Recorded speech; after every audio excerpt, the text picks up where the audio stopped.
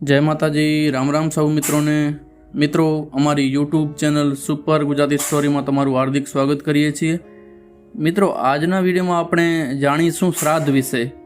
श्राद्धनी शरूआत क्यारे थई अने श्राद्धनी शरूआत कोणे करी। मित्रों, अत्यारे भादरवो महीनो चालू छे ने श्राद्धना दिवसों चालू छे, तो आजना विडियो में आपणे जाणीशुं श्राद्ध विषे माहिती। तो चालो मित्रों, शरू करिए आजनो विडियो। આપણા શાસ્ત્રોમાં શ્રાદ્ધની વ્યાખ્યા કરી છે કે પિતૃઓ માટે આપણે જે કંઈ કાર્ય શ્રદ્ધાથી કરીએ એ જ શ્રાદ્ધ.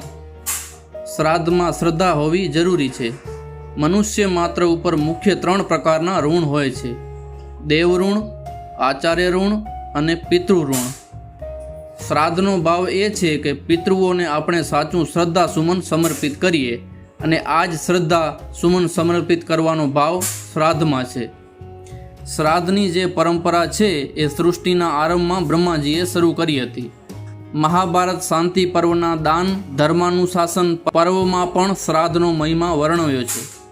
યુધિષ્ઠિરે ભીષ્મ પિતામહને પ્રશ્ન પૂછ્યો કે હે પિતામહ, શ્રાદ્ધની ઉત્પત્તિ કેવી રીતે થઈ? ત્યારે એનો જવાબ આપતા ભીષ્મ પિતામહ યુધિષ્ઠિરને જણાવે છે કે પિતૃઓનું સાચું શ્રદ્ધા સુમન સમર્પિત કરવા માટે સૃષ્ટિના આરંભકાળે બ્રહ્માજીએ જ શ્રાદ્ધની ઉત્પત્તિ કરી હતી.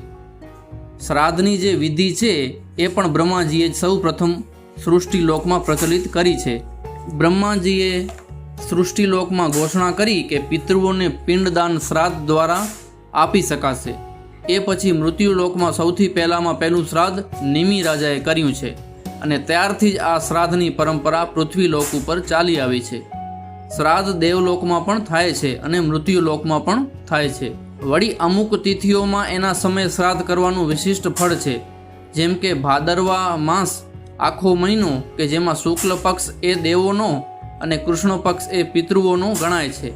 હવે કૃષ્ણ પક્ષમાં એકમનું જે શ્રાદ્ધ છે તે સંતતિ પ્રદાન કરવાવાળું છે. આ શ્રાદ્ધ જે વ્યક્તિ કરે તેને પિતૃઓની કૃપાથી વંશ વૃદ્ધિ પ્રાપ્ત થાય છે. અમાવસ્યાનું શ્રાદ્ધ એ સર્વ મનોકામના પૂર્ણ કરવાવાળું શ્રાદ્ધ છે. શ્રાદ્ધ પક્ષમાં કાગવાસ નાખવામાં આવે છે, તેનું પણ ખાસ મહત્વ છે. આપણા પુરાણોની દ્રષ્ટિએ જોઈએ તો કાગડાનું આયુષ્ય આશરે 200 વર્ષનું છે, એટલે કે કાગડાએ આપણા પૂર્વજોને જોયા છે એમ માનવામાં આવે છે. તેથી વાસ નાખવાનો મહિમા છે. અને ભાદરવા મહિનામાં જ કાગડાની પત્ની એટલે કાગડી સગર્ભા બનતી હોય છે. આ કાગડીને પૂરતું અન્ન મળી રહે અને એ તૃપ્ત થાય એના માટેની આ ઋષિ મુનિઓની એક વ્યવસ્થા છે કે પિતૃઓના માધ્યમથી પણ પક્ષીઓ તૃપ્ત થાય. વળી શાસ્ત્રોમાં એવો પણ એક મત છે, માન્યતા છે કે કાગડાના ચરકમાંથી વટવૃક્ષ અને પીપળાના વૃક્ષનું સર્જન થયું છે. એમાં પણ ખાસ કરીને પીપળાનું વૃક્ષ એ બધા જ વૃક્ષોમાં સૌથી વધારે ઓક્સિજન આપવાવાળું વૃક્ષ છે. તેથી જ આ એક વ્યવસ્થા છે કે ઓક્સિજન પણ સારી રીતે પૃથ્વી પર જળવાઈ રહે અને પક્ષીઓ પણ તૃપ્ત થાય. શ્રાદ્ધમાં દૂધપાક કે ખીર ખાવાનું મહત્વ છે. ભાદરવા મહિનામાં કૃષ્ણ પક્ષથી આરંભી અને શરદ પૂર્ણિમા સુધી આપણે ત્યાં દૂધ સેવનનું મહત્વ એટલા માટે છે. આયુર્વેદની રીતે જોઈએ તો એસિડિટી જેવા રોગોનો પણ નાશ એ દૂધથી થાય છે. વિષ્ણુ પુરાણ અનુસાર દૂધપાકનું ભોજન એ પિતૃઓને તૃપ્ત કરવાવાળું છે. પિતૃઓની જ્યારે પરિવાર ઉપર કૃપા થાય છે ત્યારે ધન, ધાન્ય અને સંતતિની પ્રાપ્તિ થતી હોય છે. શ્રાદ્ધમાં કયા કર્મો કરવા? તો જ્યારે શ્રાદ્ધ પક્ષ ચાલતો હોય તો ઘરમાં કલેશ કંકાસ કરવો નહીં. પિતૃઓને શાંતિ પ્રિય છે.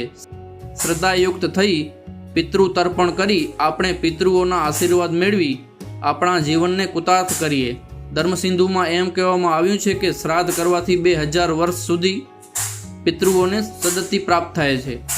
આમ શ્રાદ્ધ કરીએ અને પિતૃઓનું આપણે સાચું તર્પણ કરીએ તેમજ શ્રદ્ધાયુક્ત કાર્ય કરીએ એ જ અભ્યર્થના અસ્તુ.